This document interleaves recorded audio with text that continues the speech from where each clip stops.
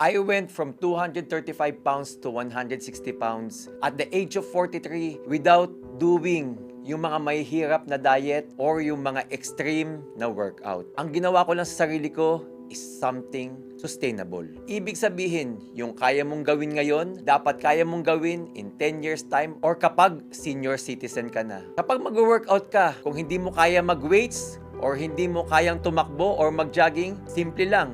Maglakad ka. Yun ang unang step mo for sustainability. Sa pagkain naman, hindi mo kailangan nagutumin ang sarili mo. If you are consuming 2 cups of rice every meal, ang gagawin mo lang is babawasan mo lang yung 2 cups of rice mo to 1 cup of rice kasi yun magiging sustainable sa'yo. Hindi mo kailangan gawin yung no rice diet. Kasi at the end of the day, kapag ganun ang ginawa mo at naging sobrang hirap para sa'yo, ang mangyayari lang is ititigil mo yan. So, ang gagawin mo lang is yung something sustainable para sa sarili mo. We are not here for the short game. We are here for the long game. Kasi ang fitness, walang ending yan. Kaya dapat hindi ka mag-quit. Kaya para hindi ka mag-quit, do something sustainable.